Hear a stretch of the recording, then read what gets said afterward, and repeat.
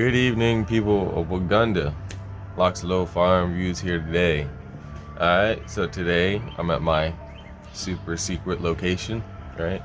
And so today is a gun rant, and what I want to talk about is, buying gear that works in conjunction with, right?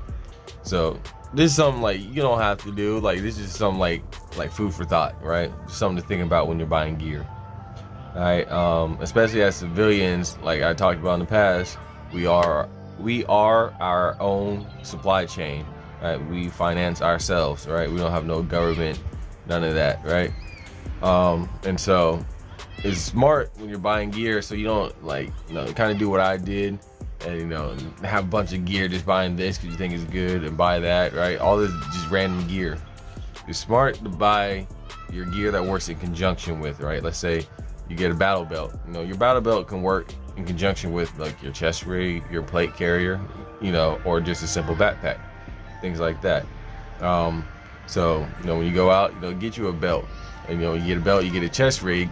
Don't just get a chest rig, but get a chest rig that can work in conjunction with other gear, i.e., your battle belt and a plate carrier, right? So you get a plate carrier. Do you have to go out and tack it all out, right? No, you don't. It actually kind of be smarter if you just get let's say like a Feral Concepts plate carrier, slicked out. You got the Velcro panel, right? And you have like your Spiritus chest rig, your Feral Concept chest rig, or like the chest rig Lucas has from Velocity System, something like that, and you adhere it to that slicked out plate carrier, right? And then now that chest rig works in conjunction with that plate carrier, and what else works in conjunction? That battle belt, right? So you don't have to have so many different setups. Like your one belt works with everything, your one chest rig works with everything. Even if you go all the way up to get an LBE, you get a slicked out plate carrier. That slicked out plate carrier will work if you put the LBE over it. That way now you can have your sustainment gear, and now you can still have protection. You can also do the chest rig. It's a lot of straps, but it's still doable. You put the chest rig on and then put your LBE over it. You probably won't be able to wear your battle belt with your LBE, but with your chest rig and your plate carrier, you'll be able to do it. And I bring up those things because, like, again, I had talked in the past, maybe I have, or maybe I haven't. Maybe I was talking to somebody else. But basically, like, what I think civilians should all need, right? Like a battle belt, chest rig, a plate carrier, and an LBE, and a bag that can put all those items in it, right? So that way, for some reason, if you did have to leave and go out, let's say, everyone's talking about Ukraine. If you were right now in a Ukraine situation here in America, you could grab that one bag, and now you would have your LBE in there, so you could be able to sustain yourself, for a long period of time. And let's say you go out, you find a base camp, right? Now you put all that gear down, take off the LBE, you put on that slicked out plate carrier and your battle belt. Or you put on your chest rig and your battle belt, and just put everything in that bag, right? And you have your rifle and your pistol.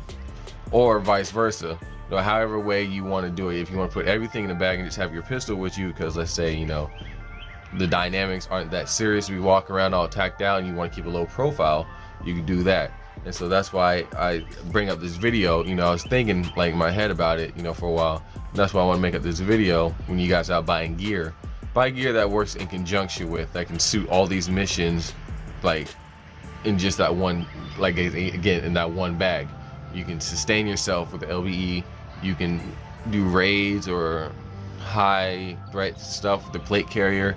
You can do recce, reconnaissance with the chest rig, stuff like that. Or you're just out looking for food and you're not really in that dangerous situation. You just put on your battle belt and go out with your rifle, right? And so that right there, all in one bag too, allows you to basically encompass the majority of things like a civilian would need in a survival, whatever situation you want to call it. I always want to say like combat, because it's not always combat, it's not always war. It could be a civil unrest, or it could just be political, stuff, or it could be, again, it could be so many things. So just say combat, doesn't really, right? So just any kind of real situation where you feel like, you would need that stuff, again, all of it works in conjunction with, so you don't have to really buy a whole chest rig, fill it up with your radios, water, your mags, and all that stuff, right? Then buy a plate carrier, fill the plate carrier with water, mags, your comms, and all this doohickey stuff you want on it, right? And then get an LBE, and then you trick it out that way. It makes your gear lighter, so you don't have to have the full weight of all this gear of your chest rig, the full weight of a tacked out plate carrier, and the full weight of a tacked out LBE.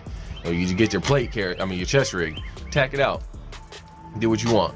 And that same tacked out chest rig adheres to your slicked out plate carrier, so the plate carrier doesn't need any extra shit on it, right? Unless you want side plates or something.